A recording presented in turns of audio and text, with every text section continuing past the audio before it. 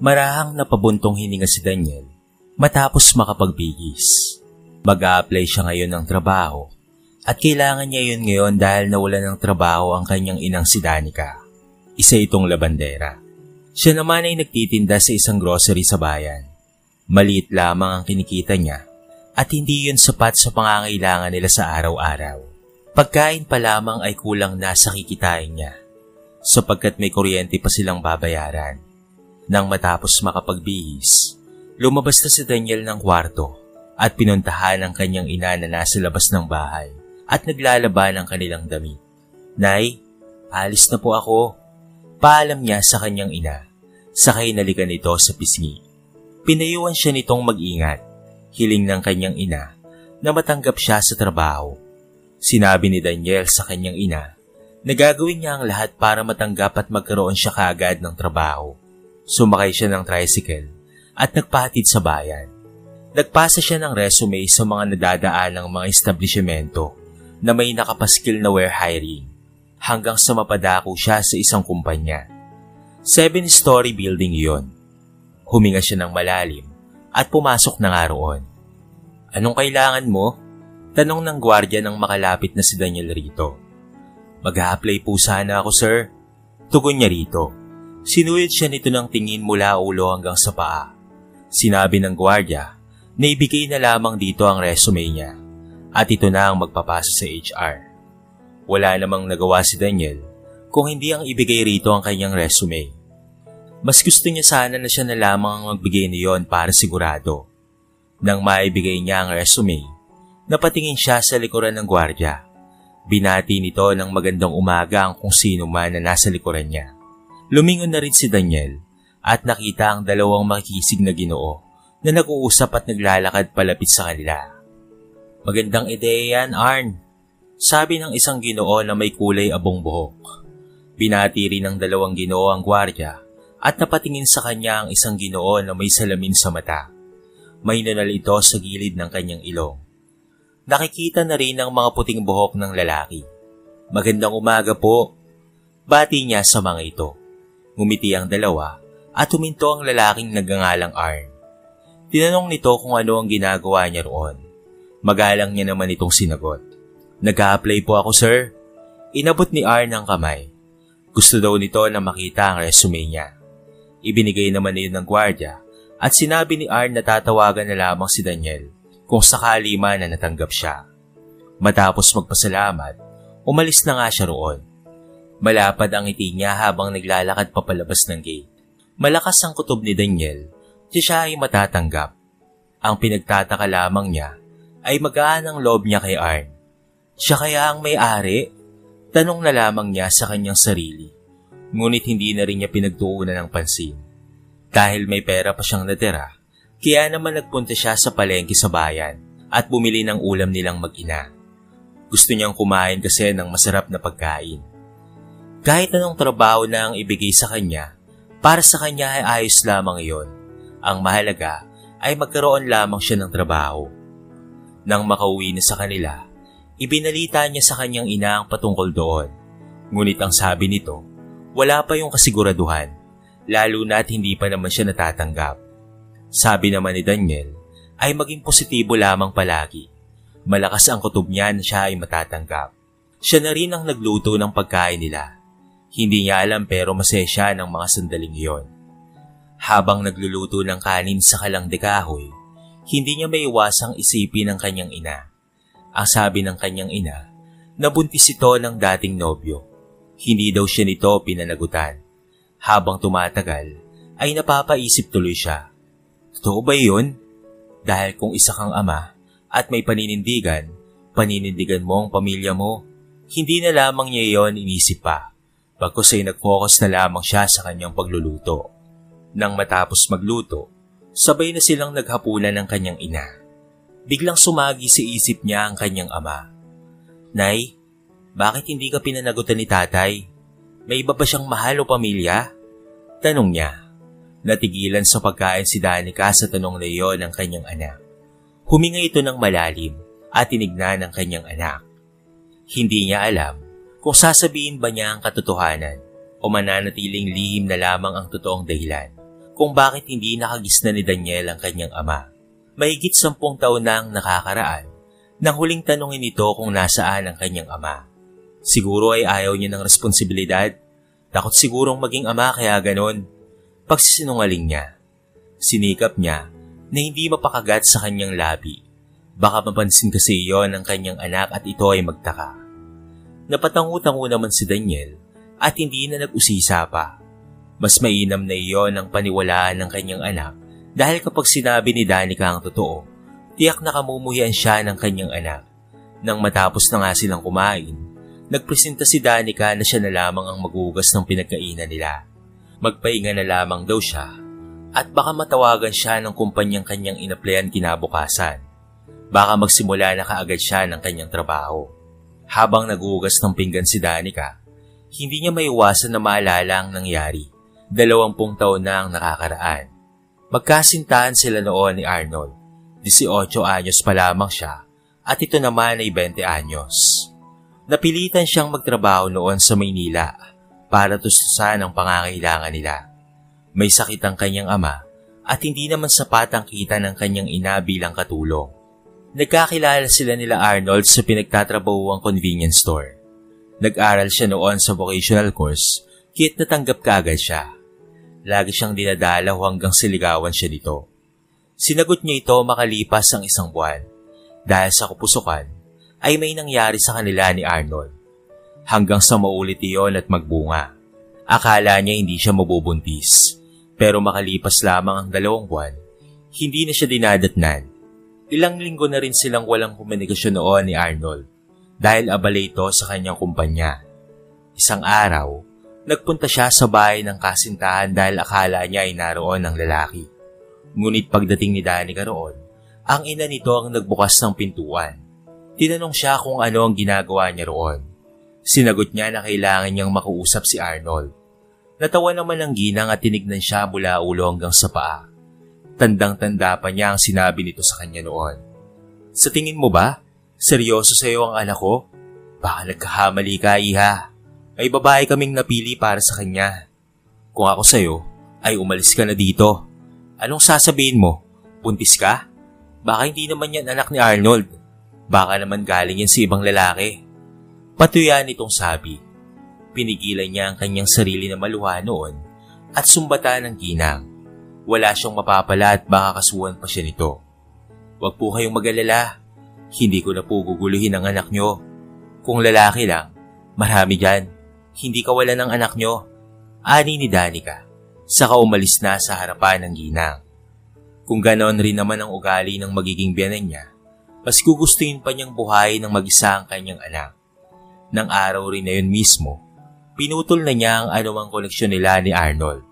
Nag-resign siya sa trabaho at umuwi na lamang sa probinsya. Dito na siya namalagi hanggang sa ngayon. May bahagi ng pagkatao niya ang nagsisisi dahil lumaking walang ama si Daniel. Pero wala siyang pagpipilian noon, kundi mas mahihirapan lamang siya kung pipiliin niya si Arnold. Napabuntong hininga na lamang siya nang matapos sa pagbabalik tanaw. Hindi niya tuloy may iwasang isipin si Arnold kung kamusta na kaya ito at kung may pamilya na kaya ito. Sa kabilang banda, abala sa pagre-review ng file si Arnold sa kanyang mini office ng bahay niya doon sa probinsya. Hindi niya kasi iyon natapos dahil pinag-usapan nila ng kaibigan niyang si Raymond ang patungkol sa negosyong itatayo nila sa bayan. Mas pinili niyang bumili ng bahay sa isang subdivision dahil tahimik ang lugar. Kung hindi lang dahil sa kaibigan niya, hindi siya bibili ng bahay. Natigilan siya sa kanyang ginagawa nang maalala ang binatang nakita niya kanina sa labas ng kumpanya ng kaibigan. Galing siyang Maynila at ngayon ay narito sa probinsya ng kanyang kaibigan dahil sa negosyo nila. Baka 2 linggo siya sa probinsya. Maaasahan naman ang kanyang sekretarya at makakatuwang sa kumpanya kaya alam niyang magiging maayos iyon kahit siya ay wala. Saka high-tech na ang komunikasyon ngayon.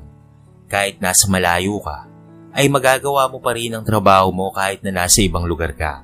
Muli, ay bumalik sa isip niya ang binatilyo. Alam niyang hindi siya nagkakamali sa pagbasa ng resume nito. Kapilito nito ang dati niyang kasintahan. Iniisip niya kung baka nagkamali lamang ba siya. Baka mag-anak lamang ito o hindi kaya ikaapelido lamang. Ngunit ang nakapagtataka, magaan ang loob niya sa binata. Napabuntong hininga na lamang siya at itinuloy ang ginagawa. Lumipas ang ilang minuto nang tumunog ang cellphone niya. Kaagad niya itong sinagot nang makitang ang nurse ng kanyang ina ang tumatawag. Lily? Bakit? Nag-aalala niyang tanong. Sinabi ni Lily na gusto raw siyang makausap ng kanyang ina. May sakit kasi itong colon cancer at kasalukuyang nasa Amerika at nagpapagamot kasama ang kanyang ama. May negosyo naman ang mga magulang niya roon kaya may panggastos ang mga ito. Idagdag pa ang mga branches ng mga ito rito sa Pilipinas. Simula nang maging CEO siya ng kumpanya, ay nakapagpatayo na ng sariling negosyo ang kanyang ama mula sa ipon nitong pera. Alam naman niyang siya rin ang magmamana ng negosyo nito. Si Ma'am po, gusto niya kayong makausap? Sabi ni Lily sa ibinigay ang cellphone sa ginang. Anak, panimula ng ina niyang si Fatima. Umiiyak ito pero hinayaan niya lamang. Alam na naman niya ang mga sasabihin nito. Hihingi ito ng tawad sa pagtrato ng masama kay Danica noon. Kung naging masaya lamang sana ito sa kanila, di sana ikapiling pa niya ang babae. Pero wala na siyang magagawa pa sa bagay na iyon. Kung talagang mahal siya ni Danica, ipaglalaban siya nito at hindi ito matatakot. Kaya niya naman itong ipaglaban sa magulang. Hindi niya tuloy may iwasang masaktan dahil roon. Hindi rin niya alam kung nagbunga ba ang mga namagitan sa kanila noon. Yun na rin ang dahilan kung bakit hindi na siya nag-asawa pa. Nawalan siya ng ganang magmahal. Itinoon niya na lamang ang kanyang atensyon sa pamamahala ng kumpanya. Umiiyak pa rin ang ina matapos nitong magkwento. Ma, huwag niyo na pong isipin yon. Matagal na yon at hindi ko na rin alam kung nasaan na ngayon si Danica. Napatawad ko na kayo. Ang gawin niyo na lamang ngayon ay magpagaling. Huwag kayong may stress, okay? Pampalubag loob niya rito. Nang kumalma na nga ito, kinamusta niya ang lagay ng ina at sinabihan na magpagaling at hindi yung kung ano-ano lamang ang iniisip nito. Nang matapos ang tawag, ay napapikit na lamang siya. Hindi niya tuloy may iwasang isipin kung kamusta na ba si Danica ngayon. Kinabukasan, ay maagang nagising si Daniel dahil mamimita siya ng gulay sa kanilang bakuran. Napatingin siya sa orasan. Pasado 7:00 na iyon. Napatingin rin siya sa kanyang cellphone na nasa kama nang bigla itong tumunog. Na-excite na lamang siya nang makitang unregistered number yon. Kaagad niyang sinagot iyon sa pag-aakalang patungkol iyon sa ina-apply niyang trabaho. Nang masagot niya ang tawag, sinabi ng nasa kabilang linya na natanggap na siya bilang janitor. Kailangan raw kasi nila ng janitor. Hindi naman naging choosy si Daniel. Siyempre, tinanggap niya ang bagay na iyon. Sayang kasi kung tatanggihan niya pa. Pumunta raw siya ngayon sa opisina ng HR at i-discuss ang sahod niya. Kung gusto niya ang sahod, sa araw ding iyon ay magsisimula na siya. Nang matapos ang tawag, lumabas na siya ng kwarto at pinuntahan ang kanyang ina na abala sa pagluluto. Nay, natanggap po ako sa trabaho. Sigaw niya at napabaling naman sa kanya ang kanyang inang si Danica at niyakap siya nito. Masaya ito para sa kanya. Sinabi ni Danica na ito na ang mamimitas ng gulay sapagkat maghanda na lamang raw siya para sa pagpunta sa trabaho. Tinulungan ni Daniel ang kanyang ina sa paghahanda ng almusal at sabay na silang kumain ng agahan. Nang matapos kumain, ay nagready na nga siya. Hinalikan niya sa pisngi ang kanyang ina bago umalis ng bahay. Habang luna ng tricycle, hindi niya maiwasang makaramdam ng kaba. Bumaba na si Daniel ng tricycle at saka siya nagbayad. Ngunit nang papasok na siya sa gate, napansin niya ang isang pitaka na natatabunan ng malalagong damo sa gilid ng gate. Kinuha niya ang bagay na iyon at inilagay sa kanyang bulsa. Maya-maya pa ay sinorender niya iyon sa gwardiya para maibigay sa may-ari. Nagmamadali siya matapos niyang pumirma sa logbook. Pumasok na siya sa loob ng gusali. Tinanong niya ang receptionist kung saan ang opisina ng HR. Sa gilid iyon ng reception area kung saan may pintuan roon. Doon kasi ang interview ng mga aplikante. Kumatok nga siya rito. Pinagbuksan siya ng isang may katandaang babae. Pumasok ka, iho, sabi nito. At pumasok nga siya at naupo sa sopa na naroon. Naupo ang ginang sa tapat niyang upuan. Nagsimula na itong mag-discuss patungkol sa trabaho niya at ang starting salary niya ay 450 pesos. Ayos na yon para sa kanya. Mas okay na yon kesa wala. Matapos mapag-usapan ng mga dapat at hindi dapat sa trabaho, ay sinabihan siya na pwede nang magsimula. First floor to third floor ang area niya. May kasama rin siyang janitor doon. Excited at ganado siyang nagsimula sa trabaho. Iniisip niya na ginagawa niya iyon para sa kanyang ina. Nasa first floor siya noon nang bumukas ang elevator at lumabas ang dalawang Ginoo na nakita niya kahapon. Alam ni Daniel na isa sa kanila ang may-ari ng kumpanya. Tinignan siya ng mga ito at nginitian siya ng Ginoo na may salamin sa mata. Lumapit siya sa dalawa at kitang-kita ang pagtataka ng mga empleyado sa ginagawa niya. Maraming salamat po sa pagtanggap sa akin sa kumpanya niyo, sabi niya kay Arn, at itinuro naman ito ang Ginoo na may kulay gray ang buhok. Si Raymond ang dapat mong pasalamatan, iho. Siya ang nag-hair sa'yo dahil siya ang may-ari ng kumpanya. Masuyong sabi nito. Ah, si Raymond palang may-ari ng kumpanya. Aniya sa kanyang isip. Si Arnold ang pasalamatan mo, iho, dahil siya ang nagsabi na i-hair kita. Tugon naman na Raymond. Natawa na lamang si Arnold. Salamat po sa inyong dalawa. Kailangan ko po kasi ng trabaho eh. Lalo na't dalawa lang kami ng nanay sa bahay. Malungkot niyang sabi. Natigilan si Arnold sa narinig at gusto nitong magtanong. Pero naunahan siya ni Raymond. Bakit? Nasaan bang tatay mo? Wala na ba siya para matustusan ang pangangailangan niyo? Tanong nito at malungkot siyang napangiti. Iniwan po kami. Hindi po kami pinaghandaan. Sambit ni Daniel. Hindi niya alam pero magaan ang loob niyang magsabi sa dalawang gwapong Ginoo nang patungkol sa kanyang buhay. Hayaan mo na siya. Ang mahalaga ay may trabaho ka na ngayon at may pang-araw-araw na kayo ng iyong ina. Tugon naman na Raymond. Ngumiti at tumayo siya. Ngumiti at tumango naman siya. At napatingin si Daniel kay Sir Arnold. Nakatitig lamang ito sa kanya na para bang kilala siya nito. At bumalik lamang siya sa ulirat nang tawagin ito ang kaibigan. Nagpaalam na ang mga ito sa kanya. Siya naman ay nagpatuloy na sa kanyang ginagawa. Habang nagmemeryenda sa kantin, hindi maiwasang mainis ni Daniel dahil naririnig niya na siya ang pinag-uusapan ng tatlong kalalakihan na nasa tabing mesa. Patungkol iyon sa ginawa niyang pagkakausap sa dalawang Ginoo na alam niyang bigating negosyante. Sinabi ng mga ito na ang lakas daw ng loob niyang makipag-usap sa mga ito bago pa lamang siya. Hindi na lamang niya yun binigyan ng pansin. Nagpatuloy siya sa pagkain at bumalik na sa trabaho. Nang makauwi ng bahay, nadatnan niya ang kanyang ina na nananahi. Isa rin iyon sa source of income ni Danica. Kinamusta siya ng kanyang ina na sinagot naman ni Daniel. Ang sabi niya ay maayos naman ang pagsisimula ng kanyang trabaho. Pumasok na siya sa kanyang kwarto at saka nagbihis. Hanggang sa maalala niya ang pitaka na napulot niya kanina. Matapos magbihis, ay kinuha niya iyon sa bag at tinignan ang laman nito. Mga resibo lamang ang mga iyon, ngunit may litrato na nakaipit roon. Kinuha niya iyon at saka tinignan. Nanlaki na lamang ang kanyang mga mata nang makilala ang nasa litrato. Kamukha iyon ng kanyang ama. Noong nasa 10 taong gulang pa lamang siya.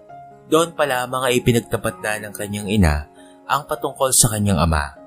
Ibinigay sa kanya ni Danica ang lumang litrato ng kanyang ama para may alaala siya rito. Kahit naman ganoon ang ginawa ng kanyang ama pa rin iyon ni Daniel. Kinuha niya sa drawer ang litrato ng kanyang ama. Tinignan niyang mabuti ang dalawang litrato. Magkamukha nga sila. Hindi kaya pag-aari ito ng kanyang ama? Imposible naman na nagkahawig lamang sila. Napaka-imposible. Nang marinig na kumatok na sa pintuan ng ina, itinago niya sa drawer ang litrato, saka binuksan ang pintuan. Nay, bakit po? Tanong niya. May sasabihin ako sa iyo, anak. May malamlam na mga matang nakatitig si Danica sa kanyang anak. Pinatuloy niya ang kanyang ina sa kanyang silid at naupo sila sa kama. Nakiusap ang kanyang ina na huwag siyang magagalit kapag narinig na niya ang sasabihin nito. Bakit po ako magagalit, Nay? Tanong ni Daniel. Sinabi nito na mangako na lamang daw siya. Hindi po ako mangangako hanggat hindi ko pa po naririnig ang sasabihin niyo, Nay. Matigas niyang sabi. Napabuntong hininga na lamang si Danica at nagsimula ng magkwento. Habang nakikinig sa kanyang ina, hindi niya maiwasang maluwa dahil iba pala talaga ang dahilan kung bakit hindi niya nakasama ang kanyang ama. Yun pala ay dahil sa ang ina niya na mismo ang nang iwan sa kanya. Nang matapos magkwentuhan si Danica, hindi nito maiwasang maiyak dahil sa guilt na nararamdaman. Humihingi ito ng kapatawaran sa anak. At tumayo naman si Daniel at sinabing gusto muna niyang mapag-isip-isip. Hindi niya matanggap ang mga narinig niya. Huwag po kayong mag-alala, hindi po ako galit sa inyo. Naiinis at nagtatampo lang po ako. Aniya sa kanyang ina. Lumabas naman ang kanyang ina. Siya naman ay nahiga sa kama at napatitig sa yero ng bahay. Hindi kaya ang kanyang ama ay ang may-ari ng pitaka? Bakit hindi sila hinanap ng kanyang ama? Hanggang sa makatulugan na nga niya ang kanyang pag-iisip. Kinabukasan, maaga siyang nagising muli para maghanda ng pagpasok sa trabaho. Nadatnan niya ang ina na nagluluto. Pinati siya nito, pero hindi pa rin niya kinakausap. Masama pa rin ang loob niya rito. Paano kung nalaman niya iyon ng maaga? Baka hinanap niya na ang kanyang ama. Hanggang sa trabaho, ay nasa isip niya iyon. Naglilinis siya noon sa second floor, nang bigla na lamang maalala niya ang litrato ng kanyang ama. Kinuha niya iyon sa kanyang bulsa at tinignan. Nasaan ka na pala ngayon, Tay? Tanong niya sa litrato. Hindi napansin ni Daniel ang lalaking kakalabas pa lamang ng pintuan sa kanyang tabi, na walang iba kung hindi si Arnold. Hindi tuloy nito maiwasang tingnan ang hawak na litrato ng binata dahil medyo may kalakihan iyon. Nanlaki na lamang ang kanyang mga mata nang makilala iyon. Siya yon. Yun yung litrato na ibinigay niya kay Danica. 20 taon na ang nakakaraan. Bakit nasa binata ang litrato? Tanong ni Arnold sa kanyang isip. Daniel. Tawag ni Arnold kay Daniel. Lumingon naman ang binata at nakita si Arnold.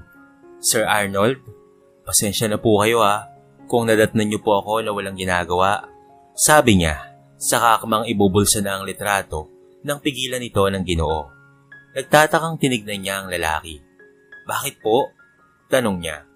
Pwede ko bang makita ang litrato na hawak mo? Tanong nito. Nagtataka man, ibinigay iyon ni Daniel sa Ginoo. Pinakatitigan nito ang litrato hanggang sa unti-unting naglandas ang luha sa pisngi nito at nataranta si Daniel. Kilala niyo po ba kung sino ang nasa litrato? Tanong niya na puno ng pag-asa. Tinignan siya ni Arnold. Pinunasan muna nito ang luhang naglalanda sa pisngi niya bago siya nagsalita. Pinakatitigan siya nito. Nakikita niya ang recognition sa mga mata nito. Ako ang nasa litrato, Daniel. Paano napunta sa iyo ang litrato? Emosyonal na sabi nito. Napaawang ang labi ni Daniel sa sinabi ng Ginoo.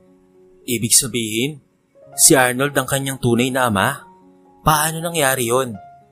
Ibinigay po yan sa akin ng aking ina noong 10 taong gulang pa lamang po ako. Paliwanag niya. Natigilan siya nang bigla siyang yakapin nito. Anak ko, kaya pala ang gaan-gaan ng loob ko sa iyo dahil ikaw pala ang aking anak. Emosyonal na sabi nito. Niyakap niya na rin ito pabalik. Tuluyan na rin siyang humagulgol. Lumabas si Raymond at nakita ang eksena sa labas ng opisina. Kaya pala may naririnig siyang umiiyak sa labas ng opisina ay dahil nag-iiyakan ng mag-ama. Hindi lingid sa kaalaman ni Raymond ang naging nakaraan ng kanyang kaibigan. Saksi siya sa mga paghihirap nito ng iwan ng dating kasintahan. Masaya siya para sa kaibigan dahil nakita na nito ang kanyang anak. Hindi na kailangang sabihin ni Arnold na ang anak nito ay binatilyo na. Ang eksena na nasa kanyang harapan ang patunay. Nagbunga ang pag-iibigan nila Danica. Kumalas sa pagkakayakap si Daniel at napatingin sa likuran ng ama. Sir Raymond, kayo po pala. Aniya habang pinupunasan ng luha ng kanyang mga mata. Napalingon na rin si Arnold sa kaibigan. Niyakap nga siya ni Raymond. Masaya ako para sa iyo, Arnold. Nakangiti nitong sabi. Nagpasalamat naman siya sa kanyang kaibigan at tinignan niya ang anak at inakbayan. Ang gwapo ng anak ko, no? Tanong nito sa kaibigan. Natawa naman si Raymond at sinabi na mas gwapo si Daniel kaysa sa kanya. Napailing na lamang siya dahil sa kapilyuhan ng kanyang kaibigan. Tinignan ni Arnold ang kanyang anak at tinanong sa binata kung pwede niya bang makita si Danica. Ang sabi naman ni Daniel ay kailangan muna niyang ipaalam sa ina na nagkatagpo na sila. Ipinaliwanag rin niya sa kanyang ama na umamin na ang kanyang ina sa totoong dahilan kung bakit hindi siya lumaking kasama ang kanyang ama. Naiintindihan naman niyon ni Arnold. Ayaw lang siguro ni Danica na mabuhay sa nakaraan. Nasaktan siya roon dahil hindi pinakilala ng dating kasintahan na siya ang ama ni Daniel. Naiintindihan ko, Daniel. Sabihin mo na muna sa iyong ina. Kapag pumayag siya, puntahan mo na lamang rito sa Raymond para ipaalam sa akin. Sa araw din na yun, ay pupuntahan namin ang iyong ina. Nakangiti nitong sabi. Muli ay niyakap siya nito. Sinabi rin niya sa ama na napulot niya ang pitaka nito sa gilid ng daanan. Naalala naman ni Arnold na may nawawala siyang pitaka kung saan doon ay nailagay niya ang mga resibo ng mga pinamili. Hindi nito iyon hinanap dahil hindi naman importante ang bagay na iyon. Nagpapasalamat naman ang Ginoo dahil naging daan iyon para makilala niya ang ama. Hindi maiwasang mamangha ni Daniel nang magpunta sila ni Arnold sa isang sikat na mall para bumili ng kanyang mga damit at pati na rin iba pa. Kumain din sila sa isang restaurant at hindi niya akalain na makakakain siya sa isang sikat na restaurant. Nag-take out na rin sila para sa kanyang ina. Masayang masaya siya nang matapos sila sa pag-shopping. Piniro niya pa ang kanyang ama na napakarami nitong binili para sa kanya. Sabi naman nito ay kulang pa raw iyon para makabawi siya sa napakahabang panahon na hindi siya nito nakasama. Kapag naging maayos na ang lahat, titira na sila ng kanyang ina sa bahay nito. Pumara ito ng isang tricycle at sinabing ihatid si Daniel sa kanila ng ligtas. Nang makarating sa kanila, ay ganoon na lamang ang gulat ni Danica nang makita si Daniel na may dalang malaking paper bag. Inilapag niya ang mga iyon sa mesa. Iniabot niya sa ina ang take-out na pagkain nila para rito. Saan galing ito? Nagtatakang tanong ng ginang. Kay Arnold Espejo po, sambit niya. Natigilan ito nang marinig ang buong pangalan ng dating kasintahan. Sinabi niya sa ina na nagkita na sila ng kanyang ama. Naging instrumento ang litrato ng kanyang ama para makapagtagpo sila. Umiyak ang kanyang ina. Niyakap ni Daniel ang kanyang ina at sinabing pinapatawad niya na ito. Ang gusto lamang niya ay mabuo muli ang kanilang pamilya. Hindi pa naman huli ang lahat para sa kanilang tatlo. Sabi nga, habang may buhay, ay may pag-asa. Natigilan ang kanyang ina sa tanong niyang iyon. Nay, alam ko naman na mahal niyo pa rin si tatay hanggang sa ngayon. Laging siyang binabanggit sa akin noon pa man. Yung love story niyong dalawa ay palagi mong binabalik-balikan. Gusto ko po na magkaayos na kayo. Ito na lamang po ang pabor ko para sa paglilihim niyo sa akin. Sa totoong dahilan kung bakit hindi ko siya nakasama sa mahabang panahon. Malungkot na sabi ni Daniel. Huminga ng malalim si Danica. Totoo ang sinabi ng anak. Mahal pa rin niya si Arnold. Walang kasalanan ng dating kasintahan. Siya itong umalis at nang iwan. Gusto rin niyang mabuo ang pamilya nila. Gusto niya na magkaroon ng kompletong pamilya si Daniel. Sige anak, bukas na bukas rin ay pupuntahan natin ang ama mo. Nakangiti niyang sabi. Natuwa si Daniel sa sagot ng kanyang ina. Masaya siya ng mga sandaling iyon. Dahil soon ay mabobuo na sila at makakasama na niya ng matagal ang kanyang ama. Kinabukasan, ganoon na lamang ang tingin sa kanya ng mga empleyado pagpasok niya sa trabaho. Kapag tinitignan siya ng mga ito, yumuyuko sila. Hindi niya na lamang iyon binibigyan ng pansin. Tatapusin niya na lamang itong araw na ito ang trabaho at magpapaalam na siya kay Raymond. Habang naglilinis, dumaan sa harapan niya si Raymond. Kinamusta siya nito. Nakaagad naman niyang sinagot na ayos lamang siya. Nakisuyo na rin siya na kung maaari ay tawagan ito ang kanyang ama dahil pumayag na ang kanyang ina na mag-usap ang dalawa. Masaya ako sa balita mong yan, iho. Sandali at tatawagin ko siya. Halika sa loob ng opisina ko. Hayaan mo na si Aljon ang gumawa niyan. Yaya nito sa kanya. Si Aljon ay ang kasamahan niyang janitor. Sabay na silang pumasok sa loob ng opisina at pagdating roon, ay may kinuha ito sa drawer. isang sobre, at iniabot sa kanya. Tinanong niya kung ano yon. Sahod mo yan sa ilang araw na pagtatrabaho sa akin. Nakangiti nitong sabi. Kinuha nga niya iyon at nagpasalamat. Ganoon na lamang ang gulat niya nang makita ang laman ng sobre. Sa akin po ba ang lahat ng ito? Hindi makapaniwalang tanong niya. Tumango naman ito sa kanya. Regalo nito iyon sa kanya dahil napasaya niya ang kaibigan nitong si Arnold. At syempre, regalo na rin dahil sa kasipagan niya. Nagpasalamat naman siya rito. Tinanong niya kung bakit yumuyuko ang mga empleyado kapag tinitignan niya. Ang sagot naman nito ay, alam na ng lahat rito na anak ka ni Arnold Espejo. Marahil nahihiya sila sa'yo. Nakarating kasi sa amin ni Arnold na nakikipaglapit ka sa amin dahil may kailangan ka. Nagalit si Arnold, pero sinabi ko sa kanya na sabihin na lamang kung sino ka para mahiya silang lahat. Nakangiting sabi nito. Tumawag na si Raymond kay Arnold at sinabing pumayag na si Danica na kausapin ng kaibigan. Sinabi ng kanyang ama na on the way na siya at excited na makita ang kanyang ina. Natawa naman siya sa biro ni Raymond. Umupo ito sa tabi niya. Masaya daw ito para sa kanila. Ilang sandali lamang ang lumipas ay dumating na ang kanyang ama. Niyakap siya nito at niyaya na magpunta sa kanya. Hindi na raw makapaghintay na makita ang kanyang ina. Natawa naman siya sa sinabi nito. Niyaya rin ni Arnold ang kaibigan para magkita rin sila ni Danica. Nang makarating sa kanila, kaagad nilang tinungo ang bahay. Nay, nandito na po kami. Sigaw ni Daniel. Nang marinig ni Danica ang boses ng kanyang anak, nakaramdam siya ng kaba sa sinabing iyon ng kanyang anak. Alam niyang kasama nito si Arnold. Kanina pa siya naghahanda. Ayaw niyang datnan siya ng dating kasintahan na siya ay mukhang gurang. Huminga siya ng malalim at pinakalma ang kanyang sarili. Naglakad na lamang siya patungo sa pinto at binuksan nga iyon. Bumungad sa kanya ang tatlong kalalakihan. Ang kanyang anak, isang Ginoo na may kulay abong buhok, at ang isa na walang iba kung hindi si Arnold, ang lalaking minamahal niya. Nagkatitigan sila. Makikita sa mga mata nito ang sobrang pangulila, sakit, galit, at pati na rin lungkot. Nagsalita si Daniel para kunin ang atensyon nila. Pumasok po muna tayo sa loob, Tio Raymond at Itay. Panyaya ng anak sa dalawa. Parang may kung anong humaplos sa puso ni Danica nang marinig ang sinabing iyon ng kanyang anak sa kanyang ama. Masarap sa pakiramdam at alam niyang masaya rin ang kanyang anak. Pinatuloy niya ang dalawang Ginoo sa loob. Nagpakilala naman si Raymond kay Danica. Umupo sila sa kawayang silya. Siya naman ay nagtungo sa kusina at inihanda ang nilutong merienda. Lumpiang Shanghai na mayroong ketchup na sausawan na may kasama pang juice. Nang bumalik siya, ay nakayuko niyang inilapag ang merienda sa mesa.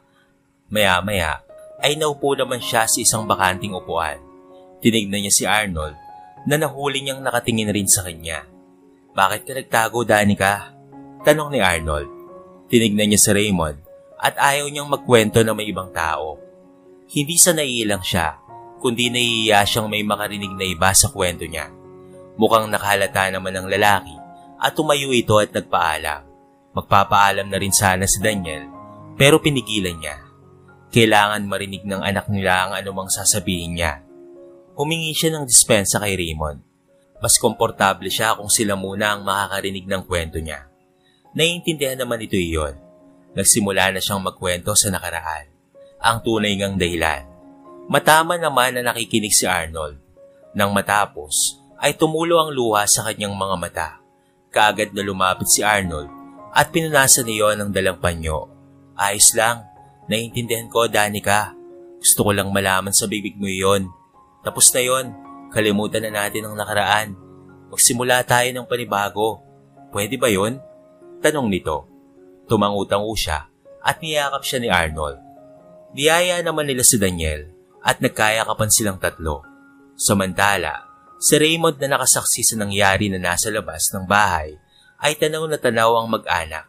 Masayang masaya ito para sa kanyang kaibigan dahil sa wakas ay nahanap na nito ang tunay na kaligayahan.